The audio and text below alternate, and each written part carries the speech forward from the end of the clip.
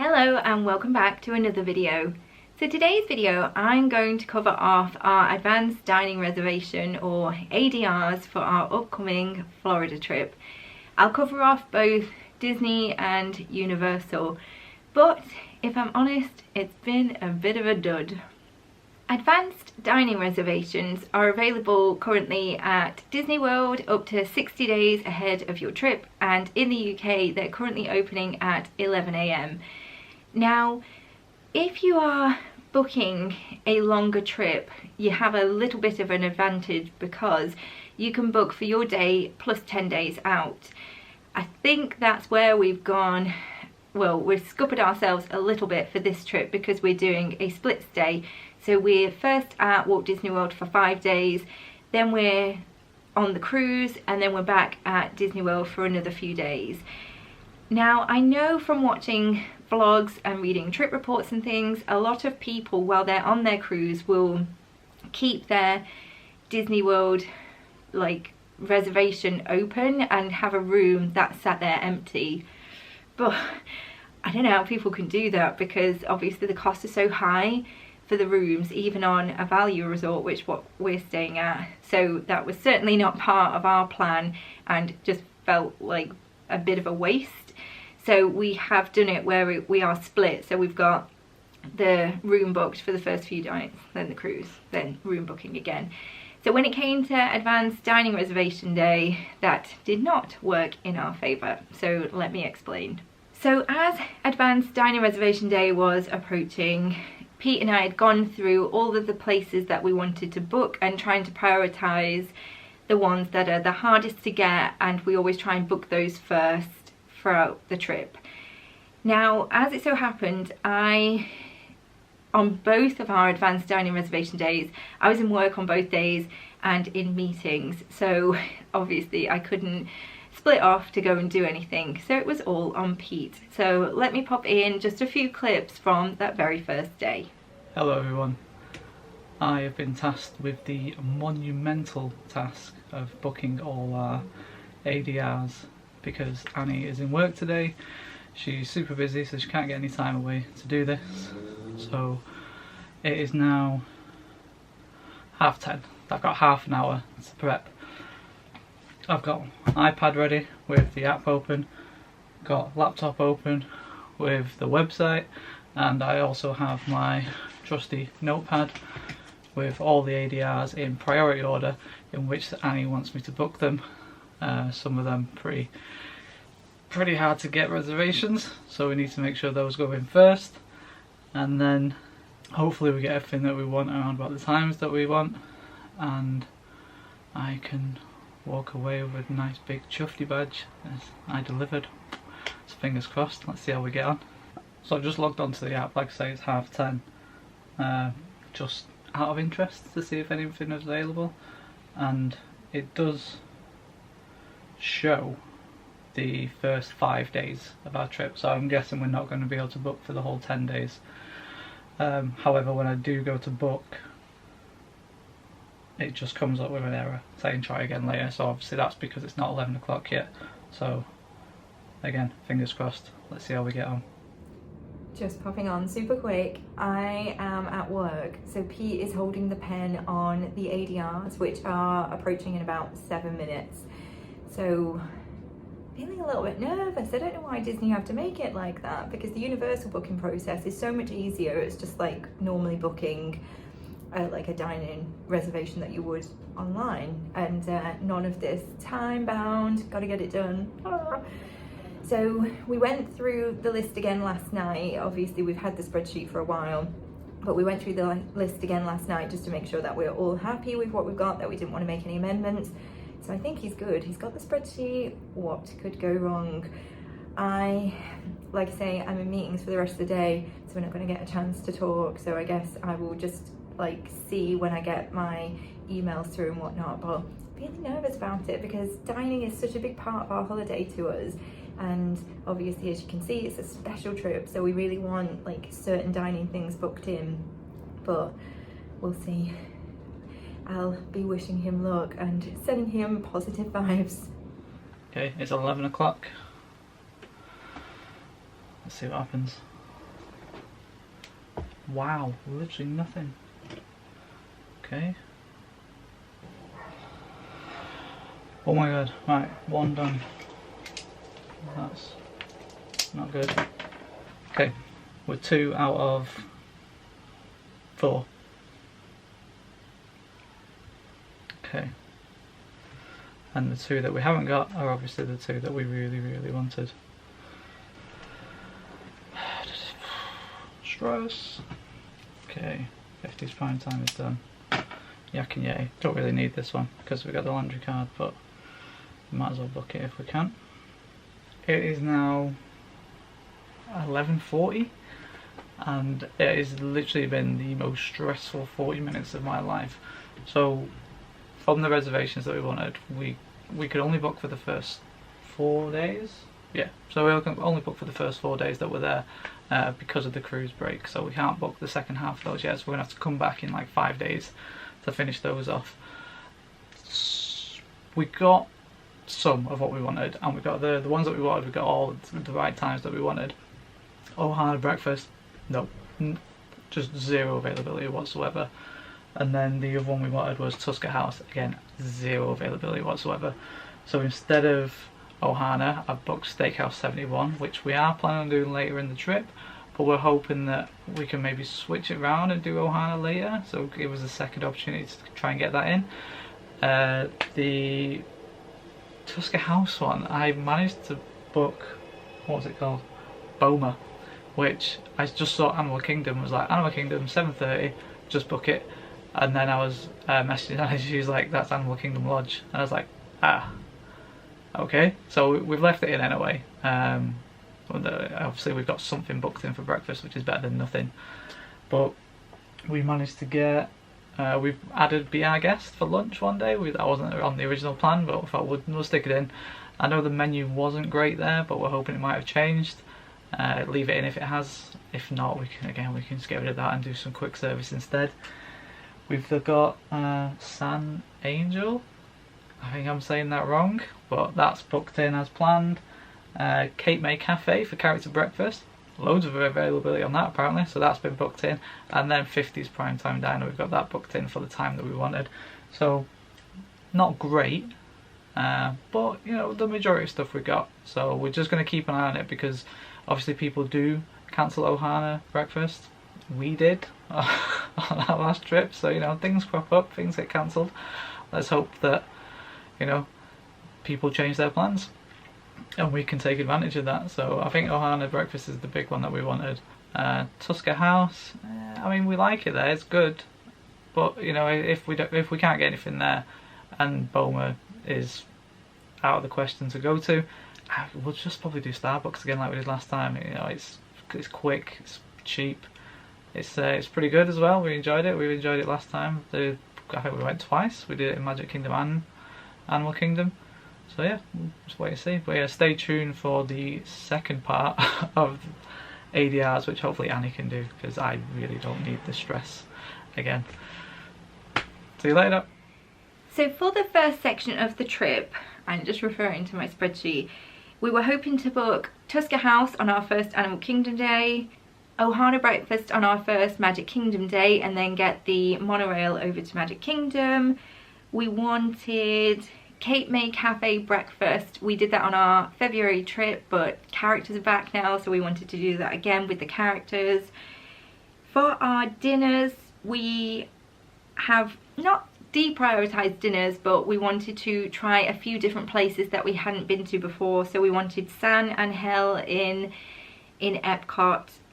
That's the Mexican restaurant which is by the Three Caballeros ride. It always smells so incredible. We wanted to try 50's Primetime Cafe, which would be a new one for us, and we also wanted Yak and Yeti because we enjoyed that so much. So as you can see from the clips, it was about a 50-50 success rate. No Tusker House breakfast, no Ohana breakfast. We couldn't book Yak and Yeti, but that's okay because we got the laundry card, so actually we shouldn't need a reservation for that. But Pete was able to book Steakhouse 71 breakfast, which was on the list but for later in the trip, so we've booked that in replace of Ohana, so we can still, well actually for that one it's easier because we can actually walk across to Magic Kingdom. Now, Pete had booked Boma in replace of Tusker House because he just saw Animal Kingdom and thought, oh well, if there's something else that we can book instead. What he didn't realise was obviously that's over at Animal Kingdom Lodge. And for this trip, what I don't want to keep doing is having to get taxis out to resorts and then come back again, because obviously that adds additional costs that I really don't want to add in there. But Tusker House, we loved it so much, so I'm really disappointed that we can't get that. And Ohana, obviously from our last trip, we had to cancel our Ohana reservation, so I was really hoping to get that one as well. So obviously very disappointed that we couldn't book in for those.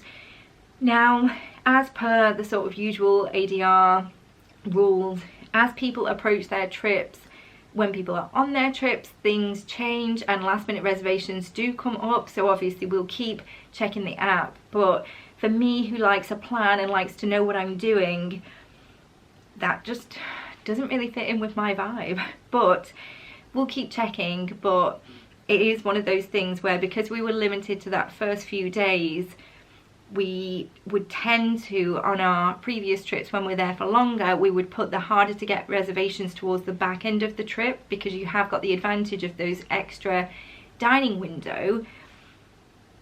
But obviously on this case we didn't, so unfortunately we didn't have much luck.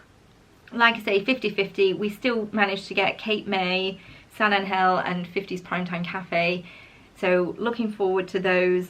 And then for the rest of those first days, for lunch we're definitely going to be utilising a lot more quick service this time. We've also got Food and Wine Festival that's on, so really looking forward to the different possibilities and trying new things on this trip.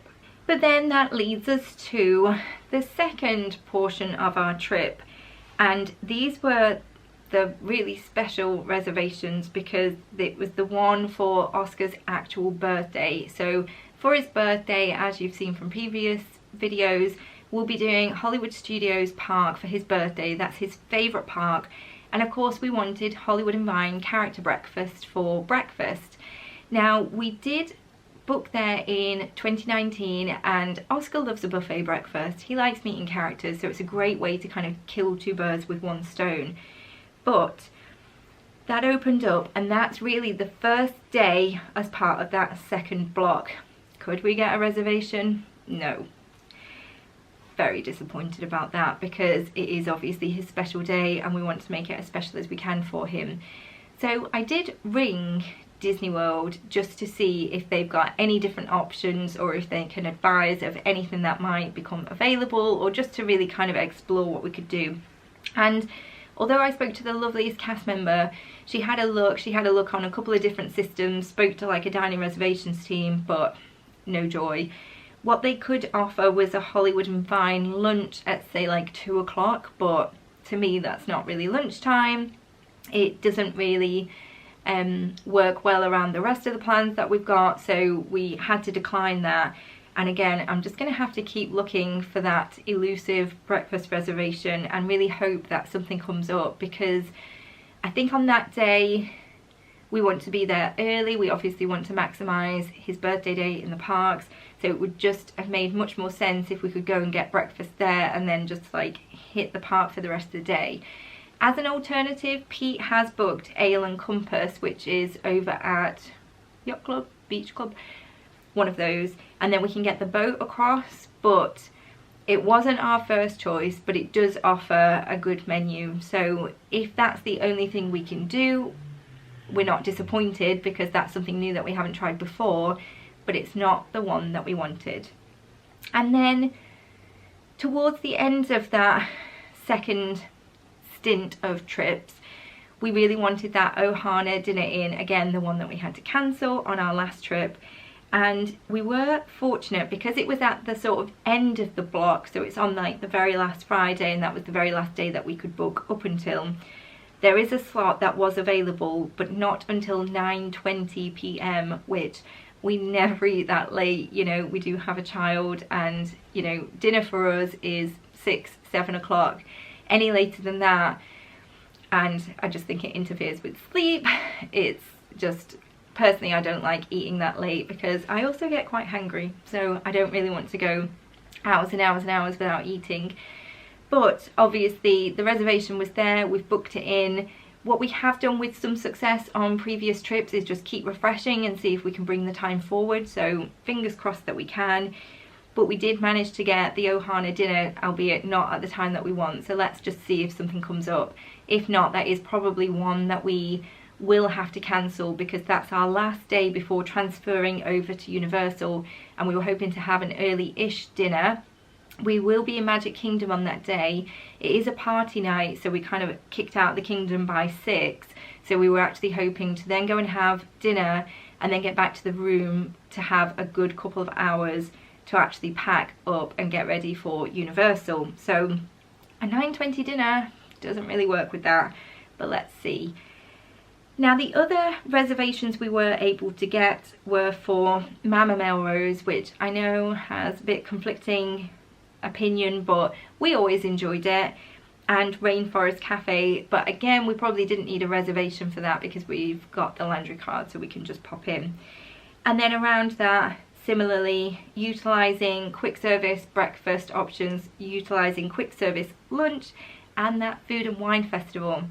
Now, Food and Wine Festival, as you've seen from previous trips, well actually it wasn't Food and Wine when we were there in February, it was Flower and Garden, but obviously similar concepts. We always make the mistake of booking things around it, and then we kind of then get halfway around the world before we have to admit defeat because we're full. We're not going to do this time. We are going to solely focus on Food and Wine Festival and eat our way around for both lunch and for dinner.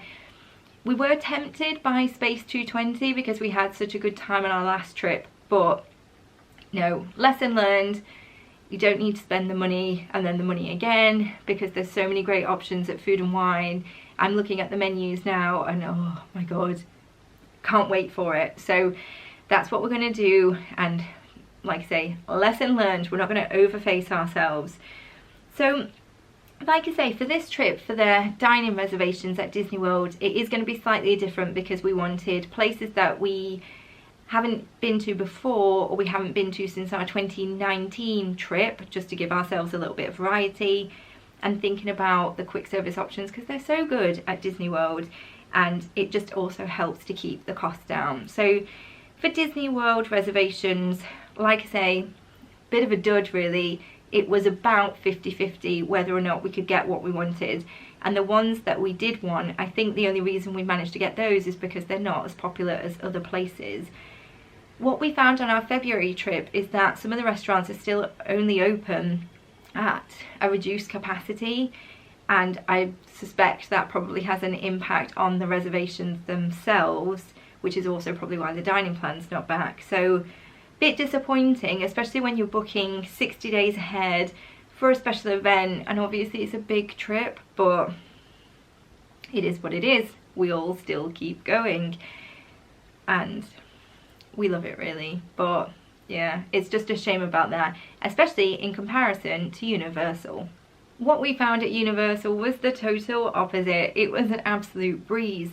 Now, I don't know what the Universal limit is, but we were able to book our Universal dining probably like 70 days in advance at least, and it did go further than our trip as well, so I don't know what kind of limit they have, but they certainly don't have a very specific window that opens at a very specific time and makes everybody nervous as anything. What they do have instead is just a open table platform system where you can just go in, select your day, select your time, and go ahead and book. And I don't know why it's such a difference, because Universal, maybe they don't have as much crowd as Walt Disney World, but it's always busy when we've been, and it seems to be very popular, and increasingly so because they've not got park reservation system, etc. So I don't really know why it's such a difference, but we were glad that there is, because we had no problem booking our Universal reservations. The particular ones that we've gone for is Bubba Gump's, which again, you actually don't need a reservation for that because we've got that Landry card. So we didn't actually book that in, so we can be a little bit more flexible, but we know that we were able to just walk up, and again, really easy. What more do you want? So the ones that we have booked is Hard Rock Cafe. Now, we didn't do that on our last trip for dinner, and we wanted to correct that really, because we always enjoy the Hard Rock, and if I'm honest, whilst the reservation system is easier, we personally didn't find the food as good as at Walt Disney World, and we were actually almost a little bit disappointed by some of the Universal choices. So we didn't want to make the same mistake and go back to places that we didn't love on our last trip. So again, wanted to try other places. So Hard Rock Cafe, now that one is actually just going to be me and Oscar, because that night Pete will be attending their Halloween Horror Night, so we'll leave him to that. We'll go and have some nice dinner and get back to the room, maybe go for a swim, something like that. And then when Pete rejoins us the following day, we'll be going to the NBC Sports Bar and Grill. Now, they have a very extensive menu and lots of things that made us very excited, especially those cheese curds and things like boneless wings. So we're really excited to try that.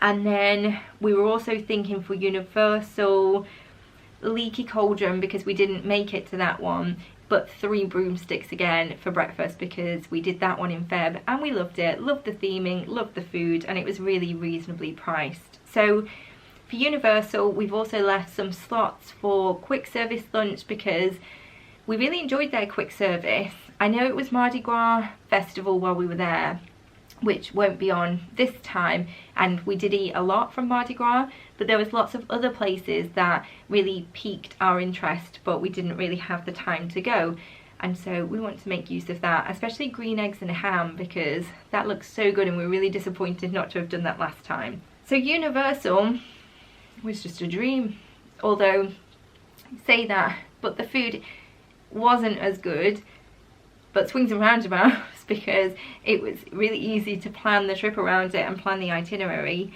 Now, from like previous trip reports and blogs that I've watched or read, you know, a lot of people make comment that you don't really need to book Universal dining, it is very different to Disney. But actually, when we were there on our trip, especially around like peak dinner time or park kick-out time, as you would expect, places were absolutely heaving, and people were being turned away or being asked to wait an hour plus for food, which after a long day in the park, that's like not my preference. So although it is a little bit more relaxed at Universal, I'd still rather get them planned in and know what we're doing, know that we're going to be able to eat at a reasonable time, and that just suits us better. And of course at Universal, breakfast, Voodoo Donuts, will definitely be going and getting a big box of pink donuts because they were just delicious. So given that for this trip, obviously we've not really been able to book all of the things that we wanted, certainly for Walt Disney World. We've got lots of gaps in the itinerary for quick service, breakfast and lunch options. So I would be really pleased to hear from you guys if you've got any recommendations for us to plug our gaps. We're always on the lookout for new places, either places that we've not been to before or actually like new offerings. So drop us a comment down below and let us know what you think, or if you've got any recommendations that you think we should try. But yeah, so excited for the food. Like I say, it's one of my favourite parts of a trip, and yeah, I wanted to be on theme for this one. So thanks again for watching. Do let me know if you've got any recommendations, and we'll see you again soon. Bye!